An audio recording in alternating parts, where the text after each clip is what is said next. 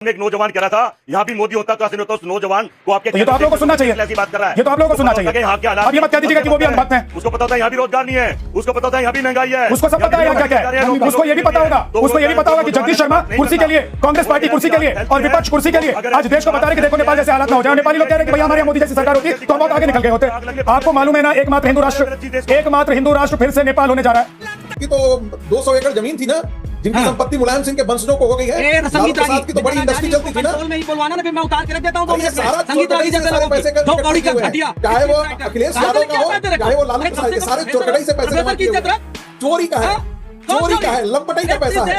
Industry से नहीं है, और तुम्हारी विचारधारा है चोरी और लंपटाई का पैसा है। दोस्तों नमस्कार, न्यू डिबेट में स्वागत है। आज के डिबेट होने वाला है संगीत रागी और सपा प्रवक्ता मनोज यादव के बीच में। दोस्त ये डिबेट होने वाला है नेपाल को लेकर। नेपाल में सत्ता पलट गया है, अराजकता फैला है, लोगों में मातम छाया हुआ है, लेकिन उसका हिटवे और साइड इफेक्ट इंडिया में देखने को मिल रहा है, खासकर सोशल मीडिया पर, ये गोदी मीडिया के द्वारा। तो चलिए डिबेट को शुरू करते हैं। दोस्त डिबेट शुरू करने से पहले दोस्त आपसे रिक्वेस्ट है कि अगर आप चैनल पर पहली बार आए तो चैनल को भी सब्सक्राइब कर दो ताकि फिर से ऐसा वीडियो देखने को मिल सके। तो चलिए डिबेट बिना टाइम लेते हुए स्टार्ट करते हैं।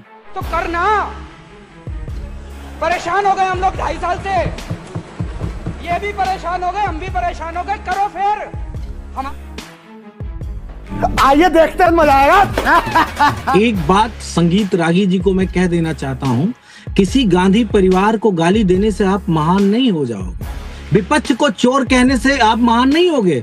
जिन उद्धव ठाकरे की बात और बाला साहब ठाकरे की बात कर रहा हो, अगर उन्होंने सब कुछ गलत तरीके से बनाया है तो साथी आप थे। जवाब दो, क्यों आपने बनवाया उनको मुख्यमंत्री उनकी पार्टी का? क्यों आपने उनको सत्ता में रह के साथ रखा? अगर रखा है तो ये बताओ कि आप कितने दोषी हो, आप कितने बड़े चोर हो, आप कितने बड़े चोर हो। की तो 200 एकड़ जमीन थी ना, जिनकी संपत्ति मुलायम सिंह के वंशजों को हो गई है। संगीत रागी की तो बड़ी इंडस्ट्री चलती थी ना। कंट्रोल में ही बोलवाना ना, फिर मैं उतार के रख देता हूँ 2 मिनट में।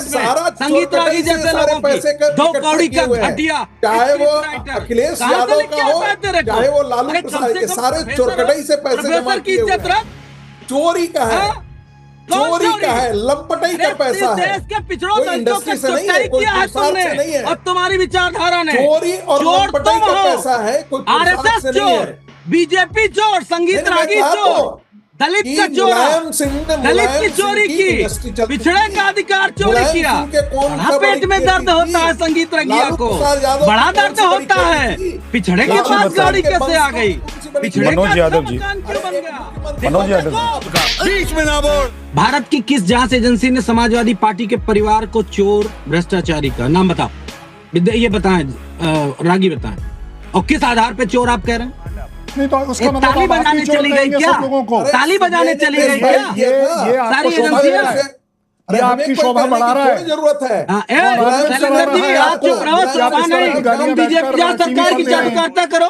यू एक्सेप्ट बात चल रही है, बात करी जा सकती है, डिस्कशन किया जा सकता है। मनोज यादव, अभी एक्सेप्ट किया। मनोज यादव, क्या संगीत रागी ने जो आपसे पूछ लिया, क्या संगीत रागी ने जो आपसे पूछ लिया उसका जवाब तू तड़क है? यादव जी, तू तड़ाक कौन कह रहा है? कौन कह रहा है तू तड़ाक? भाई ये चोर क्यों कह रहे हैं हमारे नेता को? आप लोग तो दिन रात प्रधानमंत्री को चोर कह रहे हैं। आप लोग तो दिन रात प्रधानमंत्री को चोर कह रहे हैं। क्या ढपली और इसी बहाने आप लोग देश में अराजकता फैलाने की कोशिश कर रहे हैं। राहुल गांधी आज बरेली में थे। मनोज भाई, मैं एक चीज पूछ रहा हूँ, आरजेडी के साथ हैं? हाँ, राहुल गांधी के साथ हैं। राहुल गांधी जमानत पर है, लालू यादव जमानत पर है, तेजस्वी यादव जमानत पर है, जेल। मनोज यादव, हाँ, ये उनके मिश्रा जी संगीत है, इन्हीं के रागी वाली जाति वाले। तो क्या किया जाए? पर्सनल हो जा रहे हैं, फिर पर्सनल आपकी बात कह रहे हैं। मैं तो सीधे बता रहा हूं भैया, सवाल का जवाब नहीं दे रहे हैं, पर्सनल हो जा रहे हैं। इस देश के पिछड़ों को जेल जाना पड़ेगा, दलितों को जेल जाना पड़ेगा, उन पे आरोप लगेगा। 30 सेकंड आखिर में मनोज जी, क्योंकि आपके पास नहीं लौट कर आ पाया था। 30 सेकंड मनोज जी, अब वक्त नहीं। विद्यानाथ झा जी, मैंने सबसे पहले इसीलिए इस बात को कहा कि ये देश महात्मा बुद्ध और बापू का देश है, महात्मा गांधी का देश है।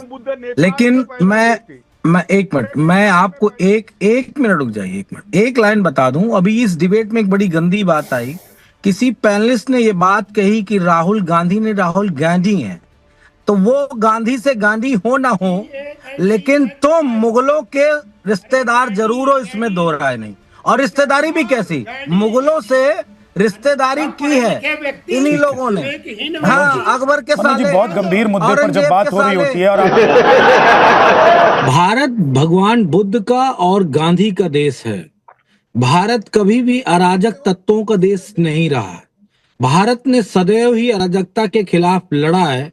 तो मैं इतना दावे से कह सकता हूं विद्यानाथ झा जी कि भारत में इस तरह का कोई भी कृत्य ना कभी हुआ है ना होगा, चूंकि ये देश बापू का है, महात्मा बापू का है और भगवान बुद्ध का है। हाँ, अगर एक विचारधारा थी इस देश में जिनका नाम सावरकर और गुलगोरकर था, अगर उनकी विचारधारा इस देश में पूर्णतः स्थापित होती तो निश्चित तौर पे इस तरह की आगजनी, दंगा, लड़ाई, इस तरह की चीजें एक नॉर्मल बात होती। लेकिन चूंकि वही लोग सत्ता में बैठे हैं तो वो किसके खिलाफ कर दें, ये एक बड़ा सवाल है। विपक्ष ये इस तरह का कोई काम नहीं करेगा, लेकिन इस बात को समझना पड़ेगा मनोज जी, मैं आपको कि टोक रहा भारत हूं। के चारों तरफ, मैं चाहता नहीं था, लेकिन मैं आपको टोक रहा हूं। एक सवाल ऐड कर रहा हूं सर, आप उसके बाद बोलिएगा। आप कह रहे हैं ये वही लोग बैठे हुए हैं सत्ता में जिसकी वजह से देश में कलेश हो सकता था। तो आप ये कह रहे हैं कि देश के लोगों ने ऐसे लोगों को सत्ता में बिठा दिया, देश के लोग गांधीवादी लोगों को पसंद नहीं कर रहे हैं। आप ये कह रहे हैं कि गांधीवादी विचारधारा हिंदुस्तान से खत्म हो गई है और आम जनता को आप ये कह रहे हैं कि वो जो भी आप एग्जाम्पल दे रहे हैं उस एग्जाम्पल के साथ इस देश की जनता आगे बढ़ना चाहती है। रुक, तेरे को बताते तेरी माँ की। देखिए विद्यानाथ झा जी, उग्र मत होइएगा, बहुत प्यार से मैं बात कह रहा हूं और प्यार से आप भी सुनिएगा, बिल्कुल मत परेशान होइए। असली गांधी से लेके और नकली पुतला गांधी तक गोली चलाने वाले यही लोग हैं। आपने अपनी आंखों से देखा होगा, असली गांधी पे जब गोली चली तो खबर पड़ी होगी, और जो पुतला बना के गोली चलाई वो भी आपने खबर पड़ी होगी, अपने आप पड़ी होगी कि किन लोगों ने, किन विचारधारा के लोगों ने पुतला बना के गांधी को गोली मारी। तो मैं सिर्फ इतना कहना चाहता हूं, जो बात सबसे मोटी है कि इस देश में अराजकता नहीं होगी। क्यों? क्योंकि विपक्ष ऐसा है जो अराजक नहीं है। विपक्ष इस देश को संवैधानिक तरीके से लेना चाहता है। आपने बड़ी अच्छी बात कही कि 400 सीटें लेके आओ, सत्ता में बैठो। निश्चित तौर पे बैठूंगा। जगदीश शर्मा जी, मैं आपको एक सलाह दे रहा हूं। बिल्कुल, अगर आप चाह रहे हैं, मैं जानता हूं, नहीं कोई नहीं, मुझे पता है, लेकिन मैं एक चीज आपको कह रहा हूं, अगर आप मेरी बात मान लें सलाहकार के तौर पर, तो आप गांधी परिवार में जाइएगा। राहुल गांधी, प्रियंका गांधी, मल्लिकार्जुन खड़गे और गांधी परिवार से जुड़े हुए जितने आपके शीर्ष नेता हैं उन लोगों को सलाह दीजिएगा। जो टीवी पर बैठकर आप ज्ञान दे रहे हैं ना, ये ज्ञान वहां दीजिएगा कि अपने नेताओं का मुंह बंद कराओ और हिंदुस्तान का माहौल मत खराब करो, क्योंकि हिंदुस्तान नेपाल, बांग्लादेश और श्रीलंका हो नहीं सकता है कभी। अरे भाई, मेरा नेता तो एक ही बात कर रहा है, वोट चोरो गद्दी छोड़ो।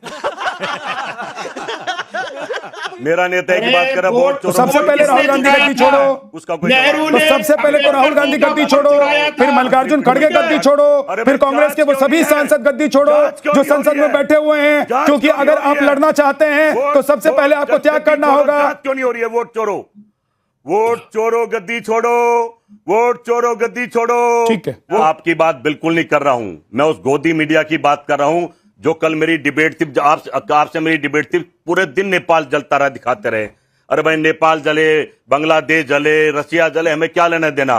कल इतना इंपॉर्टेंट मैटर था उपराष्ट्रपति पद का, जिसपे हम डिबेट करनी थी, मैं बैठा रहा और डिबेट कहीं मैं जानता हूं जगदीश जी, आपको कोई लेना देना नहीं है। विद्या जी, अभी आपने दिखाया नेपाल में एक नौजवान कह रहा था यहां भी मोदी होता तो ऐसे नहीं होता। उस नौजवान को आपके, तो ये तो आप लोगों को सुनना चाहिए, ऐसी बात कर रहा है। ये तो आप लोगों को सुनना चाहिए। यहाँ के हालात, अब ये मत कह दीजिएगा कि वो भी अंधभक्त हैं। उसको पता होता है यहाँ भी रोजगार नहीं है, उसको पता होता है यहाँ भी महंगाई है, उसको सब पता है यहाँ क्या क्या है। उसको ये भी पता होगा, उसको ये भी पता होगा कि जगदीश शर्मा कुर्सी के लिए, कांग्रेस पार्टी कुर्सी के लिए और विपक्ष कुर्सी के लिए आज देश को बता रहे कि देखो नेपाल जैसे हालात ना हो जाए। और नेपाली लोग कह रहे हैं कि भैया हमारे यहाँ मोदी जैसी सरकार होती तो हम बहुत आगे निकल गए होते।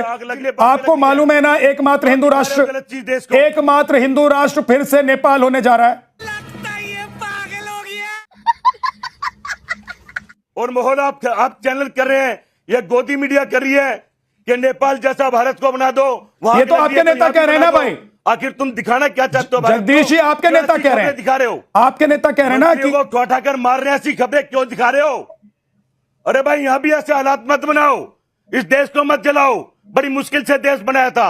मुझे हंसी आ रही है आपकी बात। नेपाल दिखा रहे हो जगदीश भाई, मुझे आपकी बात पर हंसी आ रही है। मैं तो प्रार्थना करता हूं अपनी गोदी मीडिया से मत दिखाओ कि मंत्री पीटे जा रहे हैं, राष्ट्रपति के घर में आग लगाई जा रही है, मत दिखाओ सर, इतना भी मत हिंदुस्तान की रोइए। जनता भेड़ चाल भड़क जाएगी। मुद्दों की जगदीश बात करो, समस्या की बात करो, इस तरह की खबर दिखाकर देश के हालात खराब मत करो। बेशर्मो शर्म करो, शर्म।